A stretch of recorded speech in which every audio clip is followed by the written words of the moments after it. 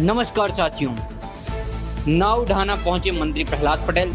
जामनी नदी उद्गम स्थल पर की पूजा। जी हां साथियों, आप देख रहे हैं बुंदेलखंड न्यूज 24 एक्सप्रेस। ग्रामीण विकास मंत्री प्रहलाद पटेल पहुंचे नाव ढाना। जामनी नदी उद्गम स्थल पर पूजा अर्चना की। मालथौन जनपद पंचायत मालथौन के ग्राम नाव ढाना में शनिवार को मध्य प्रदेश शासन के ग्रामीण विकास पंचायती राज मंत्री प्रहलाद पटेल पहुंचे। यहाँ उन्होंने जामुनी नदी के उद्गम स्थल पर पूजा अर्चना कर वृक्षारोपण किया और जल स्रोतों को बचाने की अपील की। मंत्री प्रहलाद पटेल ने कहा कि हम 98वें नदी उद्गम स्थल पर पहुंचे हैं और मेरा संकल्प है कि 100वें उद्गम स्थल के रूप में मैं मां गंगा के उद्गम स्थल तक पहुंचकर वहां की पूजा अर्चना कर जल संरक्षण का संदेश दूंगा। उन्होंने ग्रामीणों से जल जंगल और जमीन की महत्ता समझते हुए प्राकृतिक धरोहरों के संरक्षण का संकल्प लेने का आह्वान किया। Bundelkhand news 24 express Malthone.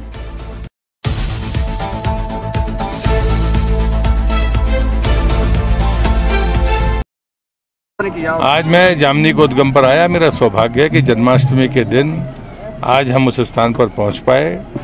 मैं 98 नंबर की इस नदी के उद्गम पर आया हूं और मैंने आप सबसे निवेदन यही किया है कि वृक्ष वो लगाएं जो पानी पीते ना हो, पानी लेते हैं और हमें बूंद बूंद वापस करते हैं। वो हमारे देसी पौधे ही हैं। स्तर अगर गिरा है, स्रोत अगर सूख रहे हैं, तो या तो हमने वृक्ष काटे हैं या फिर हमने ट्यूबवेल खोदे हैं। तीसरा कोई कारण नहीं है। इसलिए हम पौधे लगाएं, यही प्रार्थना हमने की है। सर, जो बहुत बहुत लोगों का सबका धन्यवाद। सिर्फ सेल्फी ली जाती है, इसके बाद ध्यान नहीं दिया जाता। बहुत दिक्कत है।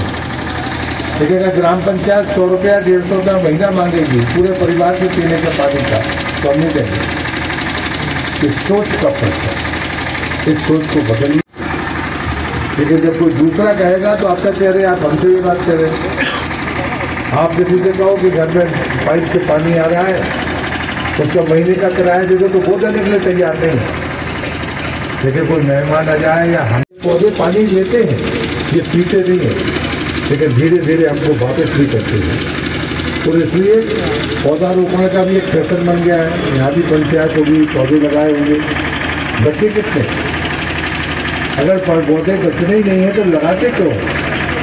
अगर हम पौधा वृक्ष नहीं बना सकते तो फिर पौधा लगाने का अधिकार नहीं है। और इससे पिछली बार मैंने इस पर प्रतिबंध लगाया था। आप गांव में जितने भी बुजुर्ग होंगे उन्हीं से पूरी दुनिया में कोई पुस्तक पढ़ने की जरूरत नहीं है। हमने तो अपनी आँख से देखा है।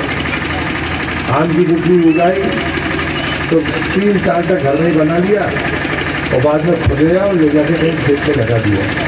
पहले तो शौचालय होते नहीं थे, तो डोल डाल के गए तो आधा पानी उपयोग किया, आधा पानी झाड़ पर डाले और वापस चले गए।